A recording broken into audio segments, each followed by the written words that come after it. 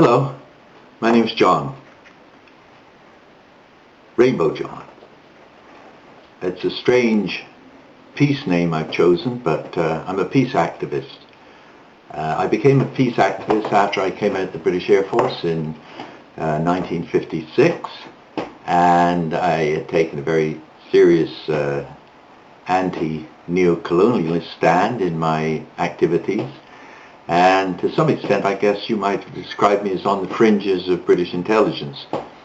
I was never formally employed, but my father was, and my grandfather.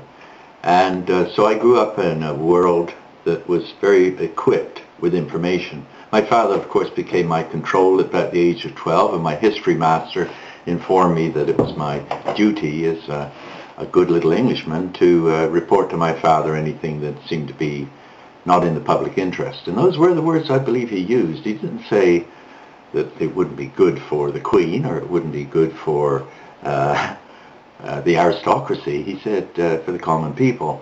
And so I've always been a person that believed very, very simply that we're all children of one creator and we are in the same soup.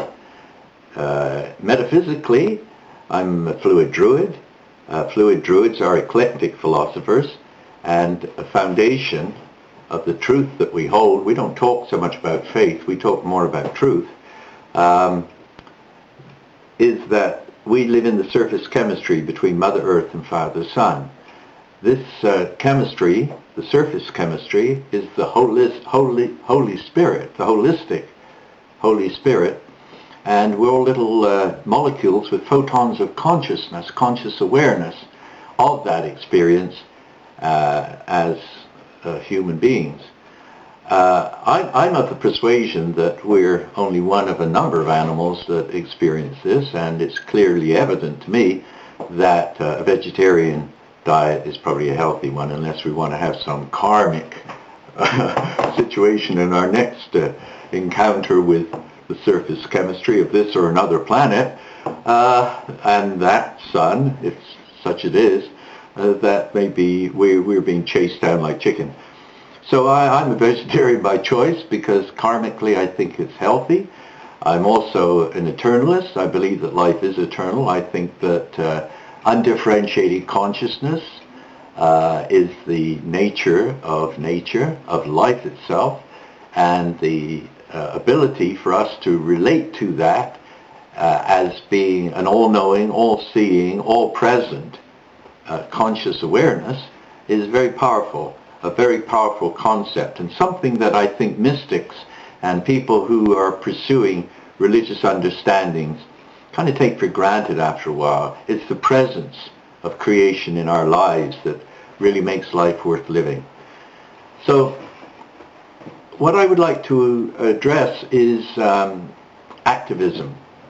I became an activist around the marijuana issue many years ago. In fact, in 1976, when I came back from Mexico. I was very much politicized when I went to Mexico, and as a philosopher I got quite engaged with the activity in Mexico, political activity, and I was lucky to get out of there in my skin. As a matter of fact, I had near-death experiences there, which I'd like to talk about on some other occasion.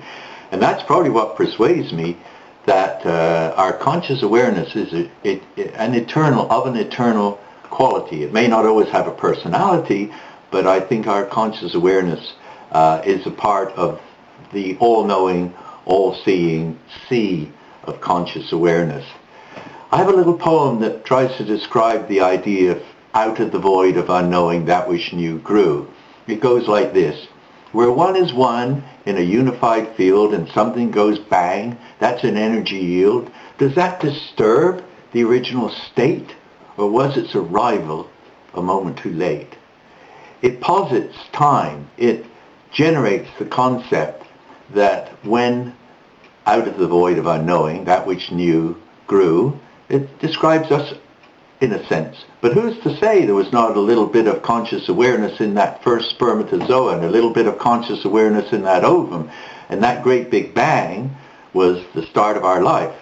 I believe that if we can live a life that recognizes that we are in the conscious awareness and love and appreciation of the Creator every day, it makes our lives a lot happier. And if we can wake up with an attitude of gratitude, and if we could acknowledge that without the sun, our Father, the light of the sun, there would be no life on this planet, and maybe on any other either. So let us rejoice that we are in a truth, in a holy trinity between Mother Earth and Father Sun. I'm going to talk more about this on the website, and I hope you find this interesting. I talk about none of the above, fiscal reform, political reform, and I'm just a philosopher, a lover of wisdom, and a lover of truth.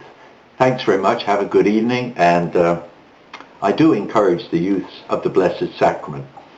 So I'm going to put on my activist bonnet, my peace bonnet, and burn one.